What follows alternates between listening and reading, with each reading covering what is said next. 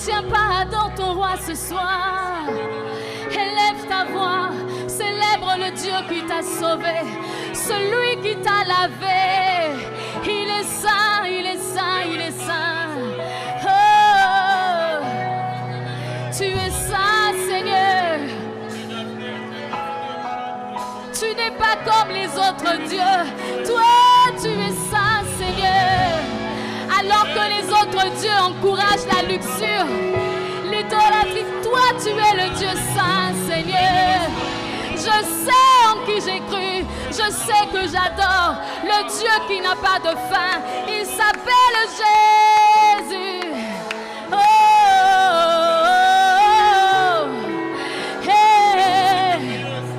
Yours amor santué, yours amor santué, yours amor santué, yours amor santué, yoko kanina motote, hey Yahweh, yobongana bonzambe.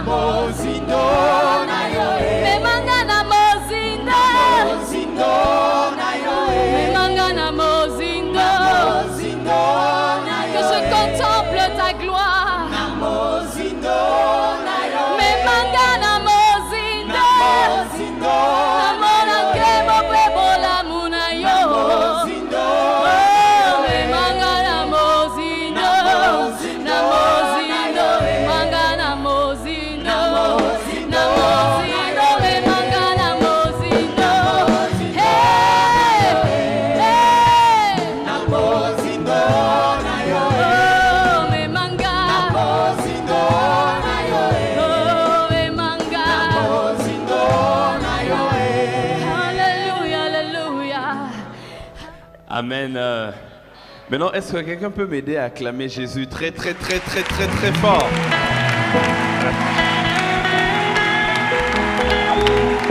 Est-ce qu'on peut pousser des cris de joie, des...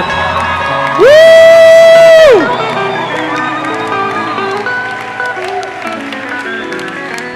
Alléluia! C'est pour lui que nous nous sommes tous réunis, n'est-ce pas? On peut se rasseoir, merci. Je bénis Dieu donc pour ce soir. Il y a une belle mélodie qui jouait là tout à l'heure. Je ne sais pas pourquoi vous l'avez arrêtée. Non, je disais, je bénis Dieu pour ce soir. Parce qu'on était là tout à l'heure le matin et puis on s'était donné rendez-vous pour le soir afin de commencer notre excellent thème, une jeunesse excellente. Et nous sommes en train de parler de l'excellence donc avec Dieu. Alors en introduction, vous savez, c'est toujours difficile d'introduire un message à un thème. On m'a même dit un jour que ceux qui corrigent, chez nous là-bas on appelle ça examen d'état, je ne sais pas ici, on appelle bac peut-être. C'est ça, bac? Examen d'état? Bac, ok. Ceux qui corrigent les bacs, parce que nous il y a une épreuve qu'on appelle dissertation de l'autre côté. Ça se fait aussi ici. Alors, je ne sais pas si c'est vrai ou faux. Un jour, on m'a dit que ceux qui corrigent les dissertations, ils ont tellement de copies à corriger qu'ils ne peuvent pas tout lire. Ils lisent généralement juste l'introduction. Deux fois, ça peut arriver qu'ils lisent et l'intro et la conclusion, mais le développement, il semble que deux fois, il y a tellement de copies qu'ils ne lisent pas. C'est pourquoi il faut toujours veiller sur son intro, n'est-ce pas? Et sur sa conclusion. Ce soir, je dois introduire.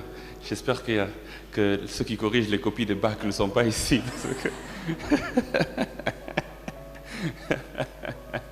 Les inspecteurs. Alors,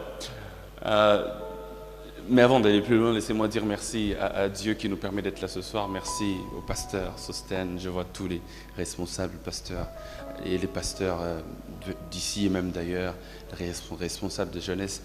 Le pasteur me demandait tout à l'heure si le séjour se passe bien. Ça se passe très bien à Pointe-Noire. Ça m'a donné envie de revenir encore et encore et encore. Et tout à l'heure, il y a un de nos responsables aussi à l'église qui est une grande bénédiction pour nous et qui a juste fait son entrée il y a quelques minutes. On l'a même déjà présenté. J'aimerais lui dire bienvenue parmi nous. Nous avons hâte de dire Abba Papa ici, n'est-ce pas? Et donc voilà.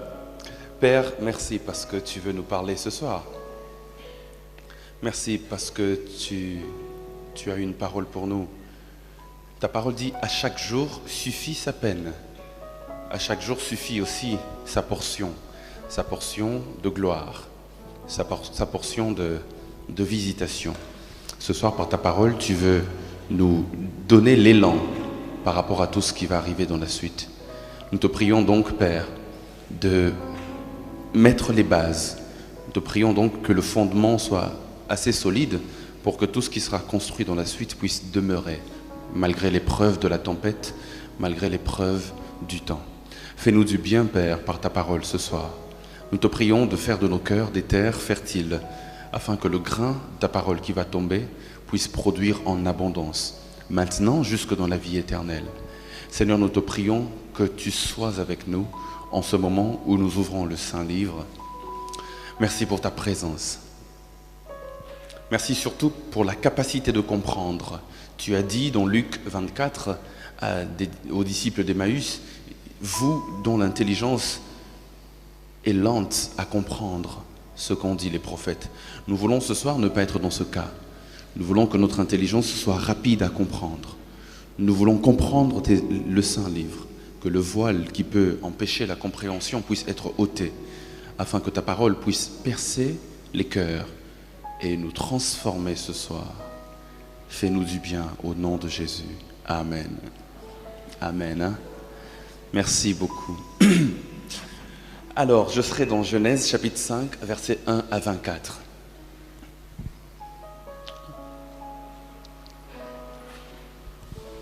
Genèse 5, 1 à 24. La Bible déclare ceci, Genèse 5, 1 à 24. Voici le livre de la généalogie d'Adam. Le jour où Dieu créa les humains, il les fit à la ressemblance de Dieu. Hommes et femmes, il les créa. Il les bénit et les appela du nom d'humain. Adam, le jour où ils furent créés. Adam vécut 130 ans, puis il engendra un fils à sa ressemblance, selon son image, et il l'appela du nom de Seth. Les jours d'Adam, après qu'il eut engendré Seth, furent de 800 ans. Il engendra des fils et des filles. La totalité des jours qu'Adam vécut fut de 930 ans, puis il mourut. Seth vécut 105 ans, puis il engendra Enoch. Après la naissance d'Enoch, Seth vécut 807 ans, puis il engendra des fils et des filles. La totalité des jours de Seth fut de 912 ans, puis il mourut. Enoch vécut 90 ans, puis il engendra Caïnan. Après la naissance de Caïnan, Enoch vécut 815 ans, il engendra des fils et des filles. La totalité des jours d'Enoch fut de 905 ans, puis il mourut. Caïnan vécut 70 ans, puis il engendra Mahalaleel. Après la naissance de Mahalaleel, Caïnan vécut 840 ans. Il engendra des fils et des filles. La totalité des jours de Caïnan fut de 910 ans, puis il mourut. Mahalaleel vécut 65 ans, puis il engendra Yéred. Après la naissance de Yéred, Mahalaleel vécut 830 ans. Il engendra des fils et des filles. La totalité des jours de Mahalaleel fut de 895 ans, puis il mourut. Yéred vécut 62 ans, puis il engendra Enoch. Après la naissance d'Enoch, Yéred vécut 800 ans. Il engendra des fils et des filles. La totalité des jours de Yéred fut de 912 ans, puis 962 ans, puis il mourut. Enoch vécut 65 ans, puis il engendra Méthusalem. Enoch marcha avec Dieu 300 ans encore, après la naissance de Méthusalem. Il engendra des fils et des filles. La totalité des jours d'Enoch fut de 365 ans. Enoch marcha avec Dieu, puis il disparut parce que Dieu le prit. Méthusalem, on peut s'arrêter là, j'avais dit jusqu'à 24, ça ira. Et donc, frères et sœurs, nous sommes dans ce texte assez bizarre. Et même, on va se dire, mais pourquoi l'orateur permet qu'on puisse lire un texte comme ça? Généralement, parce que ce texte se trouve dans une portion de la Bible qu'on appelle les généalogies. La généalogie, c'est une grande liste comme ça où on donne beaucoup de noms qu'on ne comprend pas. Et si vous arrivez quelque part, et vous voyez beaucoup d'autres noms être cités sans que vous puissiez comprendre, dites-vous qu'il a beaucoup de chances que ce soit une généalogie. Mais la généalogie ne s'arrête pas juste à donner des noms qu'on ne comprend pas. La généalogie, c'est au fait donner la liste des ascendants, des aïeux ou encore des descendants d'une personne. C'est pourquoi dans la Bible, il y a ce qu'on appelle des généalogies ascendantes. Par exemple, celui de Luc, on commence par Jésus, on est en train de remonter jusqu'à Adam. Et puis il y a des généalogies qu'on appelle descendantes, qui commencent donc par les vieux jusqu'aux petits. Par exemple celui-ci, ou encore celui de Matthieu 1, où on commence par Abraham. Dans Matthieu 1, on descend jusqu'à Jésus. On appelle ça généalogie descendante. Mais je sais, on doit avouer que les généalogies sont les parties de la Bible qu'on n'aime pas beaucoup lire. Parce que généralement, on trouve ça bizarre. Et on peut encore tolérer lire l'histoire de David et comment il a tué Goliath. On peut encore vouloir lire l'histoire de Samson et comment Delilah l'a fait tomber et puis comment Dieu l'a restauré. On peut encore vouloir lire l'histoire de Paul, comment il est tombé de son cheval. C'est intéressant. Parce que nous avons, nous avons de fois une pensée hollywoodienne. Nous aimons les fictions. Et nous, à chaque fois que nous lisons les Écritures, nous nous imaginons un film. C'est-à-dire que lorsqu'on se dit, par exemple, que Samson, on lui a coupé les cheveux, il y a une image qui se forme dans notre tête. On est en train de voir, évidemment, comment ça aurait pu se passer. Peut-être qu'il y avait un ciseau d'une taille grande ou petite, et puis on lui coupe les cheveux. Quelque part, on se fait une image lorsqu'on lit les Écritures. Lorsqu'on lit les Écritures, on se fait toute une fiction dans la tête. On se fait tout un film dans la tête. C'est pourquoi il est plus facile de lire un texte qui nous permet de faire le film. Par contre, lorsqu'on lit un texte comme celui-ci, où il n'y a que des noms qui sont cités, il n'y a que des noms qui sont cités, il n'y a que des noms qui sont cités, généralement, si vous êtes assez honnête avec moi, vous allez me dire, pasteur, moi quand j'arrive là, je saute jusqu'à ce que je vais trouver une histoire intéressante, n'est-ce pas? Généralement, quand on arrive dans ce genre de passage, on tourne juste la page. On tourne la page. À chaque fois que je dois parler de généalogie et que je dois introduire les généalogies, il y a cette histoire d'un prêtre catholique qui me revient toujours. On raconte l'histoire d'un prêtre catholique dans une église catholique. Il est en train de lire. Alors, vous savez, généralement, les catholiques, ils ont un système où, partout, dans toute leur congrégation, on prêche le même message. On lit le même texte. Alors ce prêtre-là, malheureusement, il est tombé sur la généalogie de Matthieu chapitre 1. C'était son jour où il devait prêcher, et où il devait donner la prédication, mais le texte choisi par, je dirais, leur concile, leur congrégation haute, je ne sais pas comment appeler ça, c'était Matthieu 1. Et puis le prêtre commence à lire, il dit, ok d'accord, l'homélie d'aujourd'hui sera dans Matthieu chapitre 1, et puis il ouvre. Et puis, il voit toute une liste de noms là. Il dit, ok, d'accord, ça commence bien. Généalogie de Jésus-Christ, fils de David, fils d'Abraham. Le prêtre commence à lire. Abraham engendra Isaac. Isaac engendra Jacob. Alors, dans sa tête, il se dit, mais dans quoi je suis là? Bilia Kinga Bikoki, Jacob engendra Judas et ses frères. Judas, avec Tamar, engendra Pharez et Zara. Pharez engendra Esrom. Et puis sa voix était forte au départ, mais plus il lisait, plus sa voix commençait à diminuer. Il dit, Esrom engendra Aram.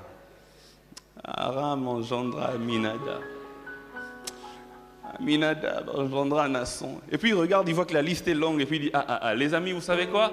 Ils continuèrent à avoir des enfants jusqu'à remplir cette page.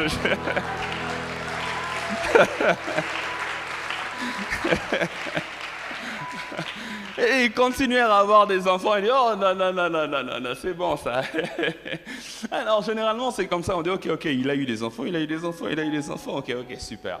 Mes frères et sœurs, il y a tellement de richesse dans les généalogies.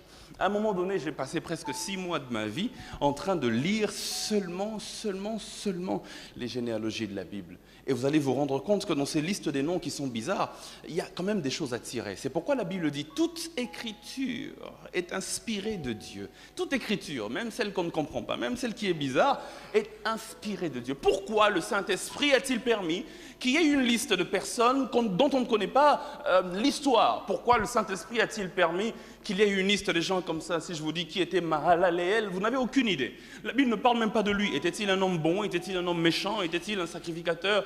Était-il un prophète? Était-il un chantre? On ne connaît même pas son histoire, mais la Bible parle de lui, Mahalaleel. Pourquoi la Bible insiste sur des noms comme ça? Frères et sœurs, dans ces listes bizarres, il y a de fois des hommes et des femmes qui, eux, se sont distingués de manière particulière et qui ont excellé avec Dieu.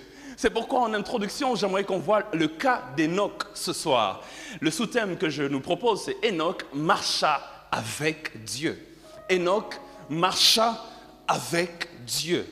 Enoch marcha avec Dieu. Je vous avais promis le matin que ce soir, je serais un peu spirituel, je toucherai aux choses spirituelles. Par contre, demain, nous reviendrons un peu sur terre. Mais ce soir, permettez-moi de poser la base, de dire le plus important, parce que si tout doit s'arrêter ici, alors il faut dire le plus important ce soir.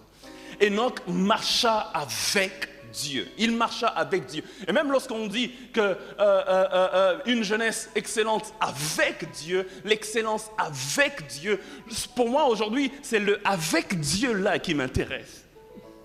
En cette introduction, ce n'est pas d'abord l'excellence qui m'intéresse. Dans cette introduction, c'est ce qui vient après excellence dans notre thème, c'est avec Dieu. Parce que ça se fait avec Dieu. Alléluia. Parce que toute excellence qui est excellence sans Dieu n'est plus excellence. Il faut que ce soit avec Dieu pour qu'on dise que c'est excellent.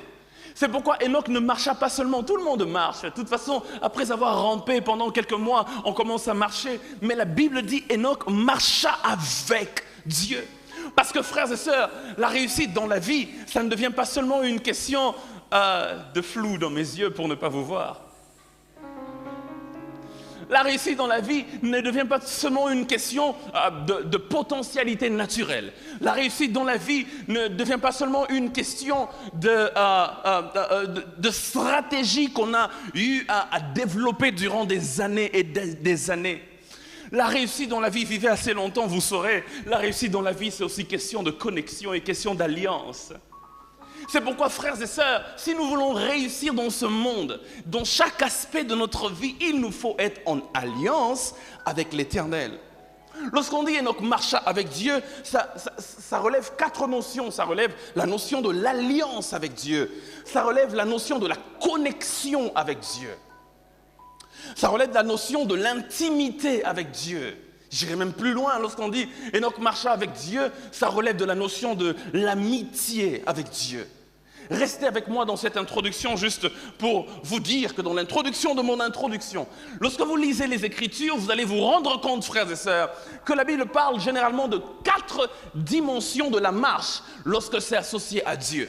Le verbe marcher dans la Bible est utilisé plus d'une centaine de fois. Allez-y compter. Vous allez vous rendre compte que les enfants d'Israël, pour arriver dans la terre promise lorsqu'ils ont quitté l'Égypte, ils étaient obligés de marcher. Ils n'ont pas couru, ils étaient obligés de marcher selon le rythme que donnait la colonne de nuée ou la colonne de feu. Ils étaient obligés de suivre le mouvement de la nuée, de marcher juste dans la terre promise. Jésus, combien de fois n'a-t-il pas marché pour aller d'une ville vers une autre ville ? Il marchait avec ses disciples. Les gens dans la Bible, eux tous, d'une certaine manière, ont eu à marcher. Mais le verbe marcher dans la Bible, lorsqu'il est en connexion avec Dieu, il est utilisé de 4 manières et il donne 4 informations importantes. Et ces 4 informations nous donnent 4 dimensions de notre relation avec Dieu.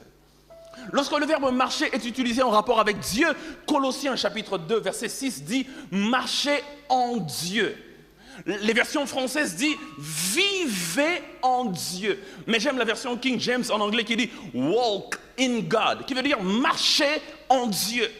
Lorsque c'est en connexion avec Dieu, on parle de la première dimension qui est de marcher en Dieu. Marcher en Dieu veut dire, vous, en tant que membre du corps, vous devez dépendre de la tête qui donne l'impulsion de chaque mouvement. Marcher en Dieu, c'est une notion de dépendance à Dieu qui est la tête, qui est le chef. Et nous qui sommes le reste du corps, tout mouvement que nous faisons doit être en synchronisation avec les informations qui viennent de la tête. Lorsque la Bible dit marcher en Dieu, la Bible dit vous ne devez plus seulement dire moi je suis indépendant, je fais les choses comme je veux. Écoutez, la vie chrétienne, c'est l'indépendance par rapport au monde, mais la dépendance par rapport à Dieu.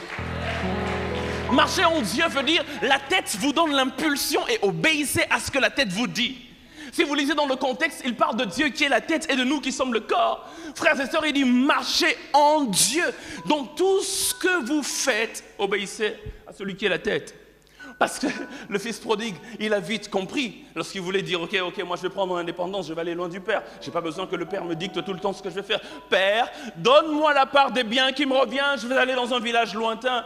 Il est parti, après il s'est rendu compte que la vraie indépendance, c'est être dépendant du Père. Il est vite revenu à la source. Il dit non, j'ai essayé mais je n'ai pas pu, laissez-moi revenir vers le Père. Alléluia. Marcher en Dieu veut dire dépendre de lui.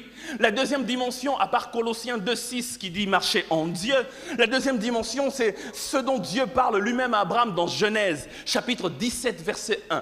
Il dit à Abraham, marche devant moi. D'autres versions disent, marche devant ma face. Ainsi, on peut marcher en Dieu, on peut marcher devant Dieu. Il dit, marche devant ma face et sois intègre. Marche devant ma face et fais ce qui me plaît. L'image en hébreu, c'est un peu comme un enfant qui est en train de jouer et puis son père est là et derrière lui pour le protéger. Il veille sur ses arrières. Il dit, vas-y devant moi, je protège. I'm backing you up, comme disent les Américains. Il dit, marche devant moi. C'est un peu comme une couverture. Couvre-moi, je suis en train d'y aller. Pour ceux qui ont fait un peu, qui ont été dans l'armée à un moment donné, vous pouvez vous rendre compte, généralement dans les missions de guerre, lorsque vous devez aller peut-être d'un coin vers un autre, mais que vous êtes dans un espace non protégé, il n'y a pas de barrière qui peut empêcher à l'adversaire de vous voir.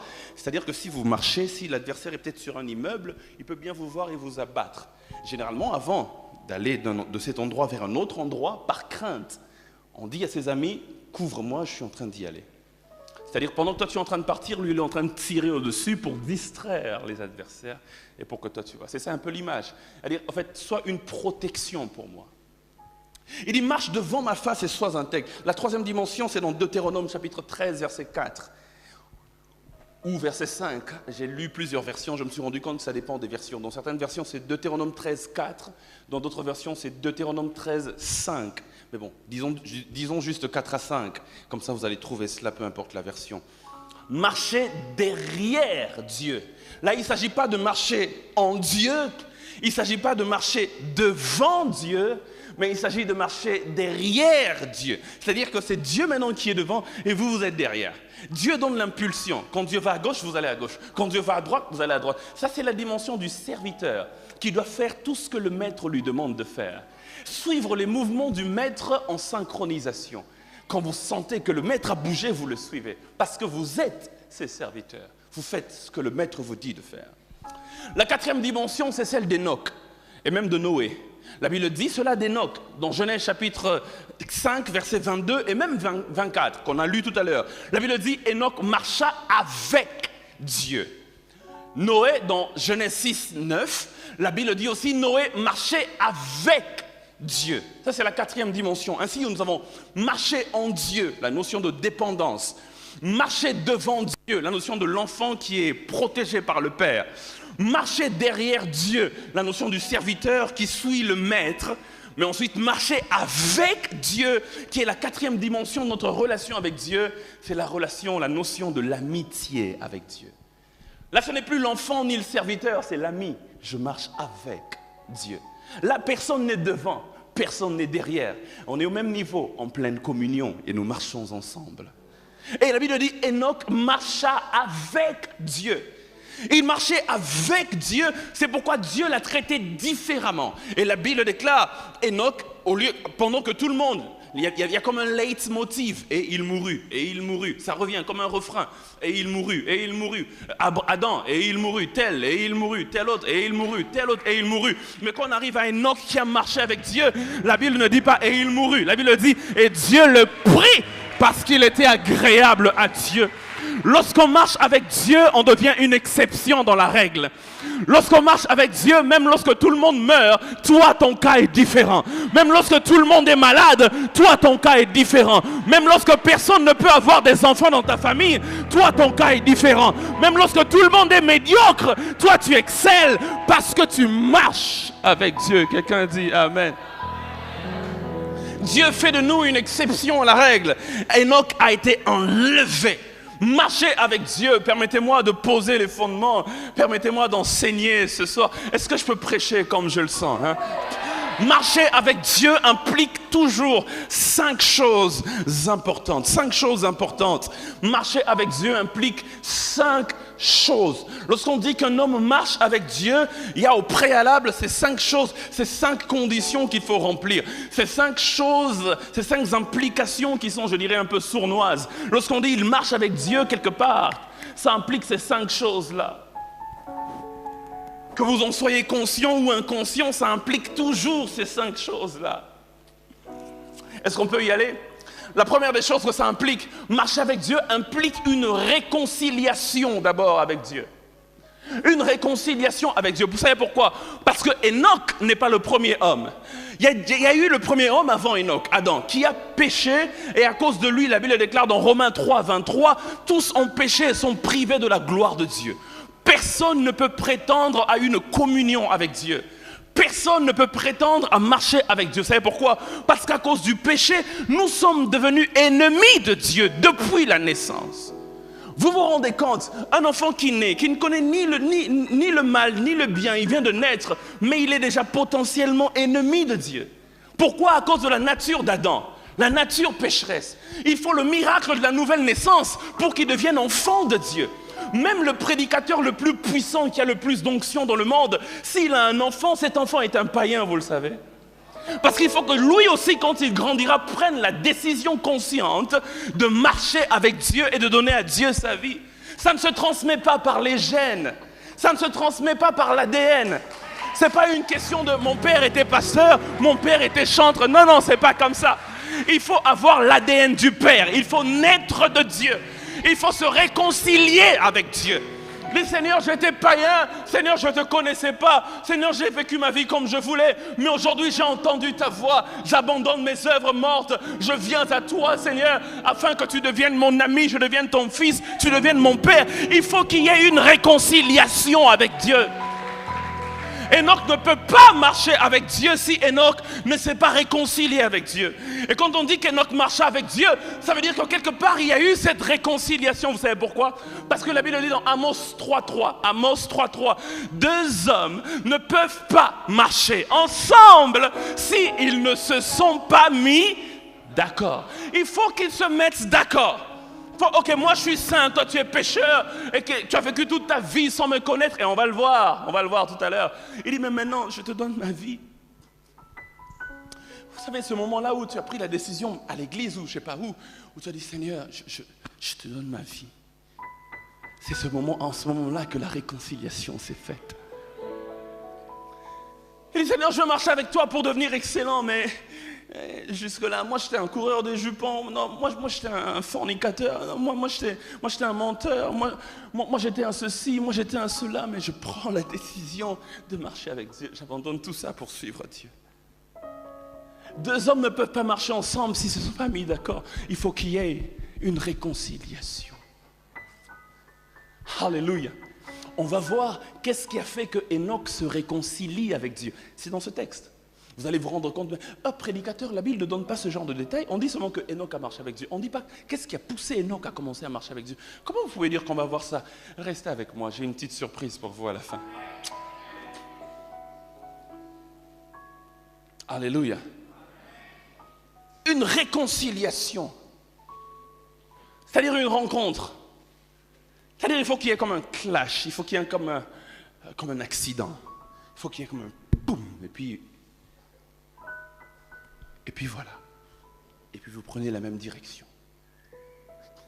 Si tu es ici et que tu n'as pas encore fait ce pas, je suis désolé, mais lorsqu'on parle de l'excellence avec Dieu, ça ne te concerne pas encore.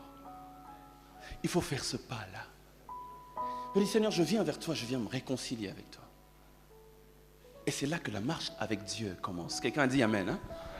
La deuxième chose que quand on dit marche avec Dieu implique, à part la réconciliation, deuxièmement, c'est la correspondance de nature. La correspondance de nature. 2 Corinthiens chapitre 6, versets 14 à 18. 2 Corinthiens chapitre 6, versets 14 à 18. La Bible dit, ne formez pas avec les non-croyants un attelage disparate. 2 Corinthiens 6, 14 à 18. Ne formez pas avec les non-croyants un attelage disparate. En effet, quelle association peut-il y avoir entre la justice et le mal? Quelle communion entre la lumière et les ténèbres? Quel accord entre le Christ et Bélial? Quelle part pour le croyant avec le non-croyant? Quel contrat pour le sanctuaire de Dieu avec les idoles? En effet, nous sommes le sanctuaire de Dieu, du Dieu vivant. Ainsi que Dieu l'a dit, j'habiterai et je marcherai au milieu d'eux. Je serai leur Dieu. Et eux, ils seront mon peuple. Aussi, sortez du milieu d'eux. Et séparez-vous, dit le Seigneur. Ne touchez pas ce qui est impur. Et moi, je vous accueillerai. Je serai pour vous un père. Et vous serez pour moi des fils et des filles, dit le Seigneur le Tout-Puissant. Amen. Hein? Marche avec Dieu veut dire une correspondance de nature. Il dit, il n'y a pas de commune mesure entre la lumière et les ténèbres. Il dit, si Dieu est lumière, vous ne pouvez pas être fils des ténèbres et puis prétendre marcher avec Dieu. Non! Il faut que vos natures puissent correspondre. La Bible déclare, ils ont cru en la lumière, c'est pourquoi ils ont été appelés fils de la lumière. Il faut que vous ayez la même nature que votre Père. Si votre Père est saint, vous ne pouvez pas prétendre marcher avec Dieu alors que vous vivez dans le péché. Si votre Père est saint, il faut que vous soyez saint comme votre Père. C'est pourquoi il dit, vous serez saints comme moi je suis saint. Lorsque vous avez les natures qui correspondent, alors la marche peut se faire ensemble. Alléluia. Une correspondance de nature. Il dit, sortez du milieu d'eux. Je veux marcher avec vous. Il dit ça ici. Je marcherai au milieu d'eux. Je serai leur Dieu. Et eux, ils seront mon peuple. C'est ça la volonté de Dieu. Je marcherai au milieu d'eux. Je marcherai avec eux. Je serai leur Dieu et eux, ils seront mon peuple. Mais avant ça, il dit, sortez du milieu d'eux. Il faut qu'il y ait une séparation avec ce que tu étais avant. Il faut qu'il y ait une séparation parce que si vous n'avez pas la même nature, vous ne pouvez pas évoluer ensemble. C'est pourquoi il est écrit, la lumière a brillé dans les ténèbres, mais les ténèbres ne l'ont point reçue parce que ce n'est pas la même nature. Marcher avec Dieu implique que vous devez avoir la même nature que votre Père. Si votre Père est un Père aimant, il faut que l'amour soit aussi votre caractéristique. Si votre Père est un Père joyeux, que la joie soit aussi votre caractéristique. Si votre Père ne haït personne, il faut enlever de vos cœurs la haine. Marcher avec Dieu implique la correspondance de nature. Parce que celui qui demeure, celui qui vit assez longtemps avec Dieu, sans être influencé par Dieu, il faut regarder sa communion avec Dieu. Il y a quelque chose qui ne va pas. Quand tu restes assez longtemps avec Dieu et que tu marches avec Dieu, il te communique sa nature. Tu perds qui tu es et tu reçois ce que lui est. Jacob est brisé afin qu'Israël vive. C'est comme ça que ça se fait dans la marche avec Dieu. Le moi meurt et le lui vit en moi. C'est pourquoi Paul pouvait dire dans Galates 2:20, ce n'est plus moi qui vis, mais c'est Jésus qui vit en moi. Nos natures commencent à correspondre parce qu'on marche avec Dieu. Lorsque les disciples avaient marché avec Dieu pendant des années avec Jésus, la Bible déclare qu'à un moment donné, quand Jésus était même déjà parti, quelque part on les regarde, on dit, ils sont des chrétiens, ils sont comme Jésus, ils sont comme Christ. On a tellement marché longtemps ensemble qu'on commence à se ressembler. La marche avec Dieu implique toujours une correspondance de nature. Est-ce que je parle à quelqu'un?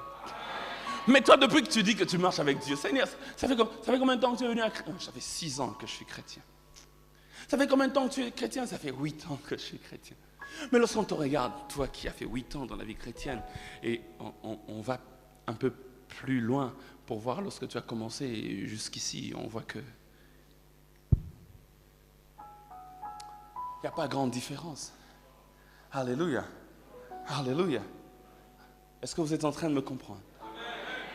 Parce que plusieurs sont derrière Dieu en train de suivre Dieu. Mais ils n'ont pas fait le pas pour venir à côté de Dieu, pour dire, influence-moi assez pour que nous ayons la même nature.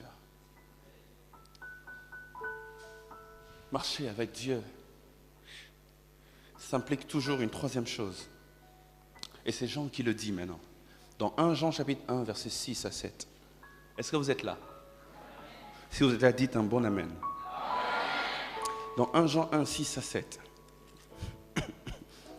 1 Jean chapitre 1, versets 6 à 7. C'est Jean qui dit, il dit, celui qui dit demeurer en lui doit marcher aussi comme lui a marché.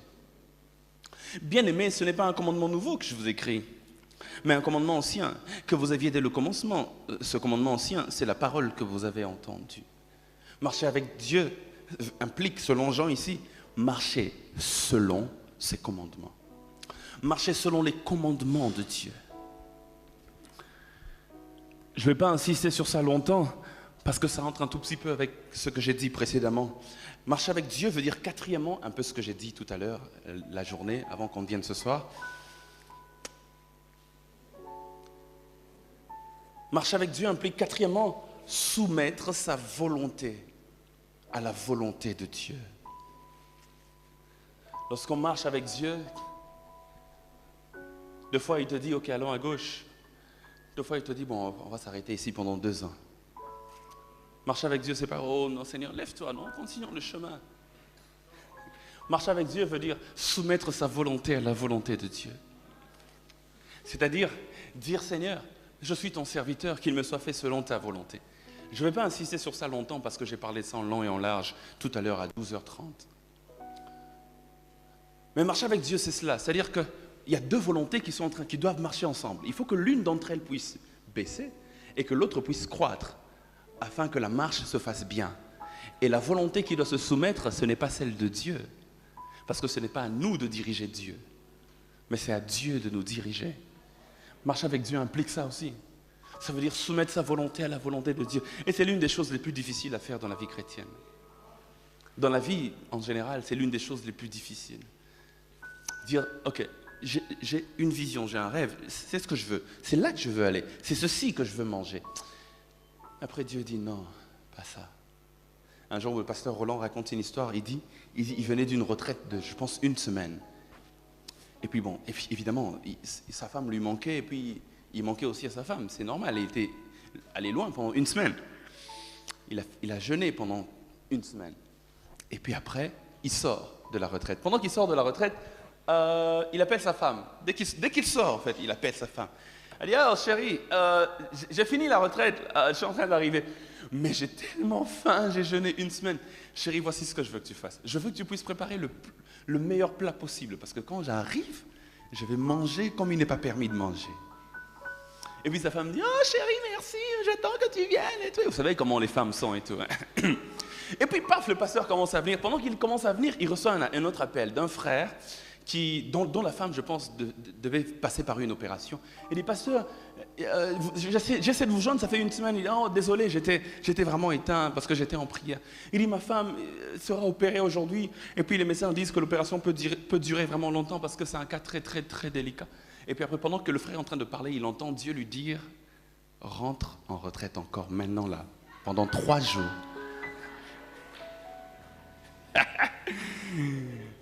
Pour ce frère. Bon, maintenant, imaginez, que va-t-il dire à sa femme? Parce que le repas est déjà en train d'être préparé et tout, les sacrifices sont déjà en train d'être faits et tout. Et puis, chérie, Dieu me dit que je dois encore aller en retraite pendant 3 jours. Ah! Je suis sûr que si c'était toi comme femme, il y aurait eu une grande guerre ce soir-là. Mais marcher avec Dieu, c'est cela. Seigneur, voici ce que je veux. Regarde, c'est ce que je veux, mais tu es le maître, je suis ton serviteur. Qu'il me soit fait selon ta... Ah, cette volonté n'est pas toujours facile, n'est-ce pas? Marcher avec Dieu implique une 5e chose. Marcher avec Dieu implique une communion spirituelle avec Dieu. Et la communion spirituelle, c'est une conséquence logique des 4 premières choses dont j'ai parlé. Celui qui s'est réconcilié avec Dieu, celui qui a une nature qui correspond à celle de Dieu, celui qui marche selon les commandements de Dieu, qui a soumis sa volonté à la volonté de Dieu. La conséquence logique, c'est qu'il y a une parfaite communion spirituelle entre Dieu et cette personne. Amen. Hein? Cette communion spirituelle se cultive par une vie de prière, par une vie de méditation de la parole de Dieu, une vie d'adoration, de contemplation de Dieu. Une vie de communion avec le Saint-Esprit, de rapprochement, d'intimité avec Jésus-Christ. Quiconque marche avec Dieu doit savoir que ça implique aussi une communion spirituelle. Enoch marcha avec Dieu. Enoch a marché avec Dieu. Et lorsqu'on lit l'histoire d'Enoch, et c'est par là que j'aimerais insister un tout petit peu avant qu'on puisse prier, lorsqu'on lit l'histoire d'Enoch, on se rend compte que c'est comme s'il y a quelque chose qui s'est passé. Okay? Et qui a fait que Enoch décide de marcher avec Dieu. Mais qu'est-ce qui s'est passé dans la vie d'Enoch pour qu'il puisse se dire, ok, désormais je prends la décision de marcher avec Dieu. Le tournant de sa vie apparemment c'est quand il a eu un enfant, président. La Bible dit ceci, Enoch vécut 65 ans, puis il eut un enfant, Méthusalem. Et à partir de ce moment-là, la Bible déclare, il marcha avec Dieu pendant 300 ans, jusqu'à ce qu'il a eu 365 ans, et puis Dieu l'a enlevé. Ok, alors la question que je me pose, c'est que pourquoi dans les 65 premières années de la vie d'Enoch, il n'a pas marché avec Dieu? Mais la Bible dit, c'est quand il a eu 65 ans, le tournant, c'est quand il a eu un enfant. Quand il a eu un enfant, et je dois marcher avec Dieu. Et puis, de 65 ans jusqu'à 365 ans, pendant 300 ans, Enoch marcha avec Dieu. Comme pour dire, la marche avec Dieu ne commence pas à la naissance. La marche avec Dieu commence quelque part, il faut qu'il y ait une rencontre. Et la rencontre d'Enoch avec Dieu, c'était quand il avait 65 ans. Mais la Bible dit, Enoch avait eu un enfant. Frères et sœurs, c'est le fils qui lui a rapproché de Dieu. Est-ce que je peux aller plus loin? C'est lorsque tu rencontres Dieu le Fils que tu te connectes à Dieu le Père. Mais c'est vraiment pas de ça que je veux parler au fait. Ce que je veux dire, c'est vraiment rester dans la lumière de l'historique de ce texte. Restez avec moi. Quel est le tournant qui a marqué la conversion d'Enoch? Je peux te dire, moi c'est un jour, j'avais entendu le frère David Junior en train de prêcher. Et puis ce jour-là, j'ai dit, je vais marcher avec Dieu. C'est-à-dire qu'il y a eu un tournant. Il y a eu un jour où il y a eu quelque chose qui a commencé. Et la Bible dit, pour Enoch, c'est quand il avait 65 ans. Et je suis sûr que pour quelqu'un, c'est ce soir. Il dit, j'ai mené ma vie comme je voulais, mais à cause de l'enfant. Pourquoi c'est quand il a l'enfant qu'il se décide de marcher avec Dieu? Pourquoi c'est quand l'enfant vient que la Bible dit que... Et alors là, Enoch marcha avec Dieu. Alléluia. Est-ce que l'enfant c'était le problème? Est-ce qu'il y avait eu un certain test? Il dit, Seigneur, pour que je puisse croire que tu existes vraiment, regarde, ça fait 65 ans, je n'ai pas d'enfant, donne-moi un enfant, alors je croirais qu'il y a un Dieu dans le ciel qui existe. Frères et sœurs, il y a des gens, quand Dieu les bénit, ils s'éloignent de Dieu. Mais Enoch, Dieu l'a béni par un enfant et il s'est rapproché de Dieu. Je prie que Dieu te bénisse, c'est ma grande prière, c'est que cette bénédiction de Dieu, au lieu de t'éloigner de Dieu, je prie que ça te rapproche encore plus de Dieu.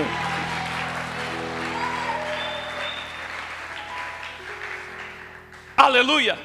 Dans la vie, il y a deux types de personnes différentes, hommes de Dieu. Il y a des Enoch et puis il y a des Noé. La Bible dit d'Enoch, Enoch marcha avec Dieu. La Bible dit de Noé, Noé marcha avec Dieu. Mais il y a une différence. Pour Enoch, la Bible déclare, Enoch vécut 65 ans. Il eut un enfant, alors il marcha avec Dieu. Mais pour Noé, la Bible dit, et Noé, il marchait déjà avec Dieu sans enfant. Et ensuite, Dieu lui a donné 3 enfants. La différence c'est laquelle? Dans l'histoire d'Enoch, on a comme l'impression que c'est à cause de l'enfant qu'il a commencé à marcher avec Dieu. Mais dans l'histoire de Noé, même sans enfant, il marchait déjà avec Dieu. Il y a des gens comme Noé qui disent à Dieu, Seigneur, que tu donnes, que tu ne donnes pas, je marcherai avec toi. Que tu bénisses, que tu ne bénisses pas, je marcherai avec toi. Et je prie que ce soit ton cas. Je ne sais pas ce que tu attends de Dieu. Je ne sais pas ce que tu demandes à Dieu. Quelqu'un demande un enfant, quelqu'un demande un mariage, quelqu'un demande un travail, quelqu'un demande ceci ou cela. Que Dieu donne ou qu'il ne donne pas, je ne trahirai pas la race des élus. Noé marchait avec Dieu et alors Dieu lui a donné des enfants. Mais tant que Dieu n'avait pas donné d'enfant, Noé n'avait pas dit, ok, je vois que tu ne donnes pas d'enfant ici, donc je vais arrêter de marcher. Non, il a continué. Alléluia. Mais il y a aussi des gens comme ça dans la vie, où c'est quand ils ont vu un signe de Dieu, et puis, oh, il y a un Dieu dans le ciel, alors je m'attache à lui. Parce que frères et sœurs, derrière chaque acte de Dieu se cache sa personne. Lorsque Dieu vous bénit, il ne veut pas que vos yeux soient limités à la bénédiction. Il veut que vos yeux aillent plus loin pour voir l'auteur de la bénédiction. Lorsque Enoch voit Dieu comme ça et puis il dit, oh, si Dieu me donne un enfant comme ça, c'est-à-dire qu'il peut me donner encore plus que ça, alors je m'attache. Il y a des gens qui ont été bénis et puis ils sont allés loin de Dieu. Lorsqu'il était pauvre, il venait à l'église. Il était tout le temps ponctuel. Mais quand il a eu beaucoup d'argent, je connais un frère dans l'église où je priais avant d'être à Philadelphie. Ce frère-là, Dieu l'a beaucoup béni. Il priait, Seigneur, bénis-moi. Mon père a prié pour lui. Mon père, il est pasteur aussi. Il a prié pour lui, il a prié. Ils ont eu des temps de retraite de jeûne. Et puis, il a été beaucoup béni. Dimanche, il ne vient plus. Allez, on le croise à la rue. Il dit, mais pourquoi tu ne viens plus? Ingénieur. Pourquoi tu ne viens plus? Il dit, non, je suis tellement occupé toute la semaine que dimanche, c'est mon jour libre. Je fais un peu de jogging le matin. Ah, frère, sois sérieux. Donc toi, c'est dimanche-là que tu as trouvé pour faire jogging. Alléluia. Plus Dieu le bénit, plus il commence à se retirer de Dieu. Alléluia. Que la bénédiction ne t'éloigne pas de Dieu. Dis Amen. Dis un bon Amen. Parce qu'il faut passer de Genèse 28, 19 à Genèse 35, 7. Je vais m'expliquer. Dans Genèse 28, 19, la Bible déclare que un jour, Jacob, il vient là, il dit, oh, Dieu était ici et moi je ne le savais pas. La Bible dit, il appela le lieu Bethel, qui veut dire maison de Dieu. Mais dans Genèse 35, 7, la Bible déclare, lorsqu'il est revenu là-bas, il a bâti un autre autel. Il dit, au fait, Bethel c'est bien, maison de Dieu c'est bien, mais désormais c'est El Bethel, ce qui veut dire le Dieu de la maison de Dieu. Parce que la bénédiction de Dieu, je la veux, c'est bien, mais le plus important c'est le Dieu de la bénédiction.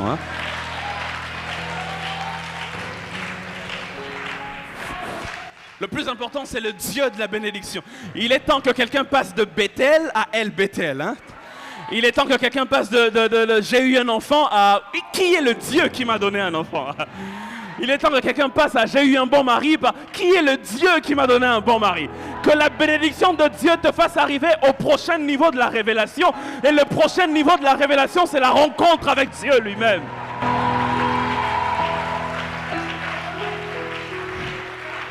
Est-ce que je parle à quelqu'un ce soir? Hein? Si tu es là, donne-moi un bon amen. Est-ce que je peux continuer? Hein? Que j'arrête ou que je continue? La Bible déclare El Bethel. Il est arrivé là. Il dit non, c'est bon maintenant. Mais revenons un peu à Enoch. 65 années de paganisme. Écoutez, Enoch, ici, il est né. Là, à l'extrême droite, là. Et puis après, il arrive ici, il a 65 ans. Et c'est ici que le tournant se fait. Et puis d'ici jusqu'à la fin de sa vie, quand il a été enlevé, il marche avec Dieu. Qu'est-ce qui s'est passé?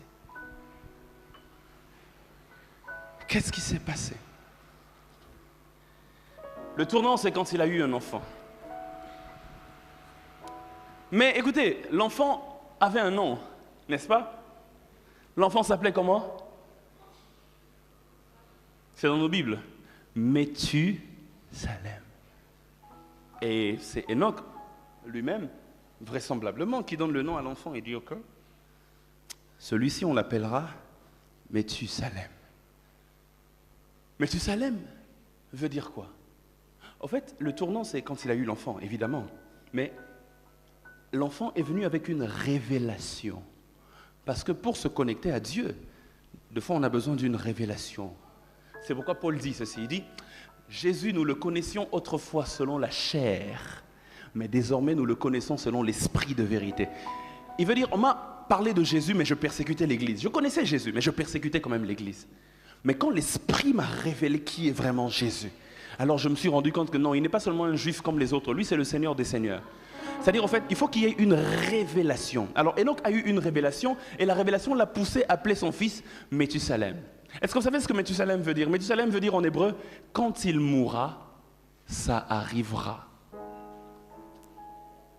Écoutez, il a son enfant.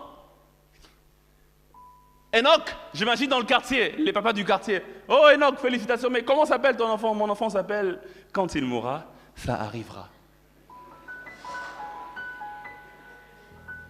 C'est ça que veut dire Méthusalem. Je n'invente rien. C'est ça que veut dire Méthusalem. Maman na Méthusalem, ngayo maman. Moi na roye nani, moi na nga tanga kufa egoya.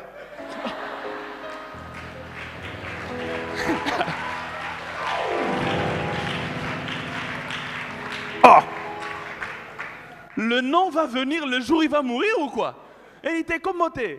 Comment on est en wana pena? Comment on est beneza tangu akokufa egoya. Quand il mourra, ça arrivera. Qu'est-ce qui doit arriver? Qu'est-ce qui doit arriver? Il dit, quand il mourra, ça arrivera. Il y a des gens dont la vie est bonne. Il est bien qu'ils vivent. Mais dont la mort est un gain plus que la vie. Si Jésus était resté vivant, même s'il vivait 3000 ans, ça allait me sauver en quoi? Il fallait qu'il meure pour que mon salut arrive. Alléluia. Quand il mourra, ça arrivera. Quelqu'un dit Amen. Hein? Maintenant, écoutez ceci. Écoutez ceci. C'est pourquoi, frères et sœurs, il y a des gens... C'est vrai qu'il te dérange beaucoup quand il est vivant, mais ne le tue pas. Parce que si tu le tues, c'est comme si tu sèmes une graine. Il était seul, mais la graine, quand elle est semée, quand ça fleurit là, c'est plusieurs autres de la même espèce. Mais quelle est la révélation particulière dans le cas d'Enoch? Quand il mourra, ça arrive. Qu'est-ce qui doit arriver? Si vous faites les calculs, vous vous rendez compte d'une chose importante. C'est le jour où Méthusalem est mort que le déluge de Noé est arrivé. Parce que Méthusalem, c'est le grand-père de Noé. Continuez de lire, vous allez vous rendre compte. C'est le grand-père de Noé. Enoch, c'est l'arrière-grand-père de Noé. Alors, quand Enoch naît, quand Méthusalem naît, Dieu dit à Enoch, ton fils là, toi tu ne marches pas avec moi, 65 ans de ta vie, ok, parce que tu veux t'attacher au plaisir de ce monde, laisse-moi te donner une révélation. Quand il mourra, ce fils là, je détruirai ce monde. Imaginez maintenant que ton enfant naît, comme ce petit bébé que je suis en train de voir là, et puis Dieu dit la vie de ce monde. Il dit le monde tel que tu le vois dépend de l'existence de cet enfant. Le jour où il meurt, je détruis tout. Maintenant, imaginez qu'on vient te dire, et non, on a na classe babunda qui va mettre les kofi à quoi il m'a calé à l'hôpital. Eh bien, mon qu'il est koufi. Nzambe mon qu'il est koufi. Nzambe baby.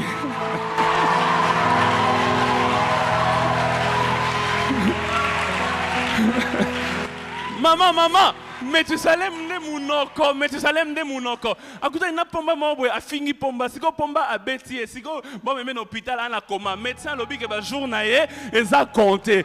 Est-ce que tu vas t'attacher ton cœur aux choses de ce monde parce que tu sais que le monde est en train de passer. S'il meurt, le déluge arrive.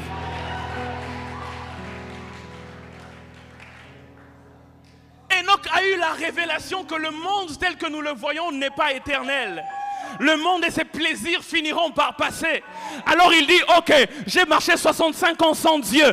Pour ce monde qui va passer, je préfère m'attacher à l'éternel plutôt qu'au temporel. Je préfère m'attacher au Dieu des armées plutôt qu'à ce qui va passer. Dieu dit à Enoch, il dit, moi je ne passerai jamais. Mais le monde là, Gucci passera. Le mariage passera. Tout ce que tu veux là passera. Les ballerines passera. Louboutin passera. Il y a même des filles qui perdent leur virginité à cause de iPhone. iPhone va passer. Samsung va passer. Il dit, mais moi Dieu je ne passerai pas. C'est pourquoi comme Enoch, je m'attache à l'éternel. Je dis je m'attache à l'éternel. Je dis, je m'attache à l'éternel.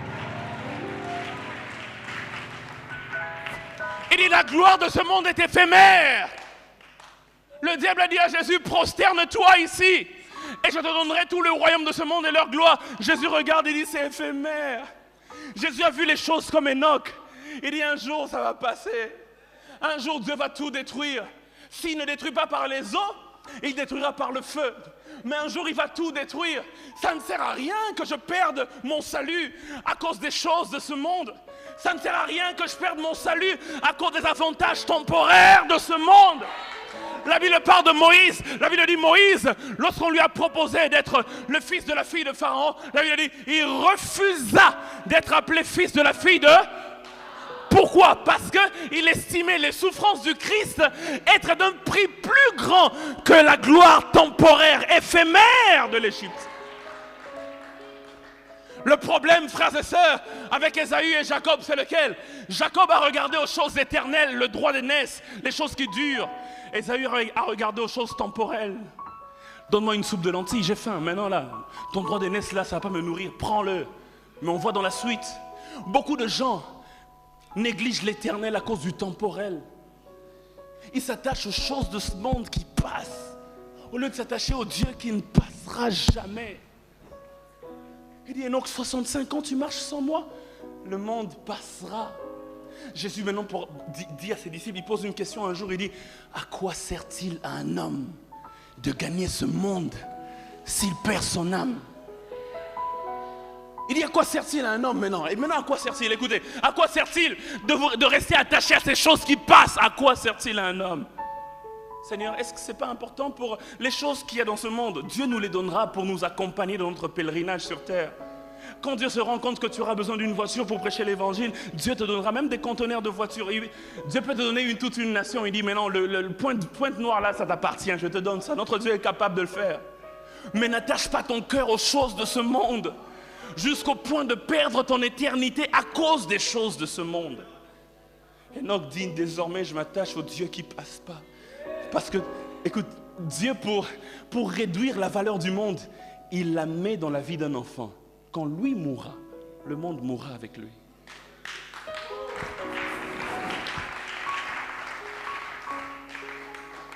Plus on s'approche de ce grand jour, moins le monde ne doit avoir de l'effet sur nous. Malheureusement, en Israël, il y avait une fête qu'on appelle la fête de Jubilé. À la fête de Jubilé, tous ceux qui étaient débiteurs, et par exemple, j'ai pris 5 000 francs, ou disons 5 000 $, auprès du frère David Junior. Et puis après, ou bien je prie un objet qui coûte 5 000 $, hein, peut-être sa voiture ou quelque chose de valeureux. Et puis, mais je n'arrive pas à payer. Il a le droit de me mettre en prison. Ok? Il me met en prison parce que je n'ai pas payé. Et maintenant, au jubilé, tous ceux qui avaient des dettes, les dettes tombaient. Même si ta dette était de 100 millions de $, ce jour-là, il y avait, quand la trompette sonnait, pou, pou, pou, pou, pou, pou, compteur à, c'est-à-dire que je n'ai plus ta dette. Maintenant, imaginez comment ça, c'est comme ça que ça se faisait en Israël. C'est-à-dire que tout est fini. S'il y avait ça aujourd'hui, ça serait bien. Hein? Au définora et l'au-moins, mon nez, 2 mois avant les jubilés. Et puis, on petit tourne à Brazzaville, 2 mois et coquille aux ongles la pointe noire.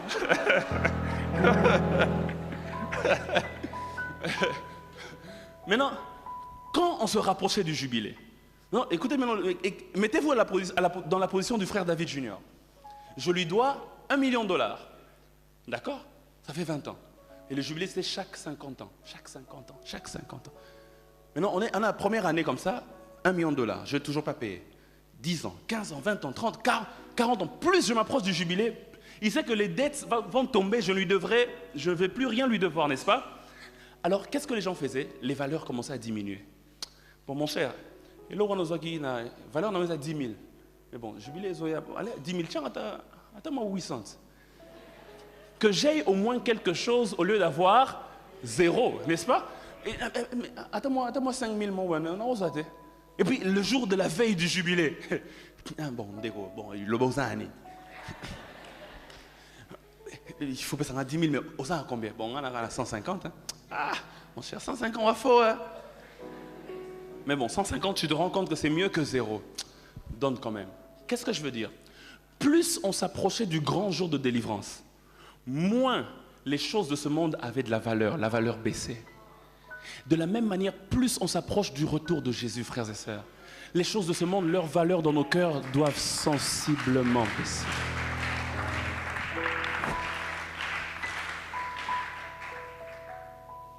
Enoch marcha avec Dieu. Pour finir mon message de ce soir, il faudrait que vous puissiez savoir que Enoch veut dire consacré. Enoch, c'est la génération de ceux qui se consacrent à Dieu. Je veux exceller avec toi, Seigneur, mais je me consacre à toi. J'abandonne ceci ou cela, je veux vivre une vie qui te plaît. Je me consacre à Dieu. La Bible déclare, Dieu lui rendit le témoignage d'être agréable. Et puis Dieu l'a enlevé. Et donc c'est la preuve qu'un jour, nous serons partis. Dieu va enlever son Église. Et donc c'est le 7e depuis Adam. Adam, 7. Et puis quand vous comptez jusqu'à 7, Enoch a été enlevé. De la même manière, dans l'Apocalypse, il y a 7 églises. La première, la deuxième, la troisième, et c'est la 7e, celle de Laodicée. Après cela, il y a l'enlèvement de l'Église. Nous sommes dans cette génération où bientôt la trompette va sonner. Ça peut être n'importe quand. Et nous serons obligés de, comme Jean, monte ici et puis il monte, il va vers de l'autre côté. Mais si nous voulons être de la race d'Enoch, de ceux qui quittent la terre et qui défient les lois de la pesanteur, parce que le Maître appelle et on le rencontre dans les airs, il faut être comme Enoch, avoir une conduite qui plaît à Dieu, parce qu'il était agréable à Dieu. Nanyango na kokani sana yo, na likolo pawanase, pona kati ya motema nanga, je ne connais qu'un seul amour. Nzambo yanzima komikamba, komipesa mobimba, mokondio yako kana nyonso, oza nyonso amotu yananga. Oza nyonso amotu yananga. Nanyango na kokanisa na yo, chantons ensemble. Nanyango na kokanisa na yo, na likolo pawanase, pona kati ya motema na ngai. Je ne connais qu'un seul amour, nzambo ya nzima komikaba, komipesa mobimba, mokonzo ya kokana nyonso. Oza nyonso amotu yananga. Oza nyonso amotu yananga. nyonso motuya nanga oza nyonso motuya nanga oza nyonso motuya nanga oza nyonso motuya nanga oza nyonso motuya nanga. Ce n'est pas ce monde qui a du prix à mes yeux, mais c'est toi, Seigneur. Oza nyonso motuya nanga oza nyonso oza nyonso motuya nanga oza nyonso motuya nanga oza nyonso motuya nanga oza nyonso motuya nanga oza nyonso motuya nanga oza nyonso motuya nanga oza nyonso motuya nanga motuya nanga. Oh Emmanuel,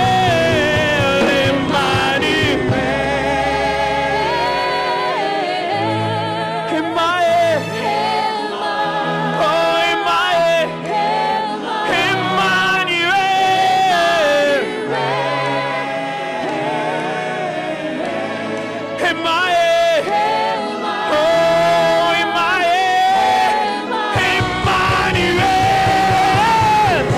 Emmanuel, c'est parmi nous, Emmanuel, oh Emmanuel, réponds ta gloire, Emmanuel, oh Emmanuel, je n'ai que toi, Emmanuel,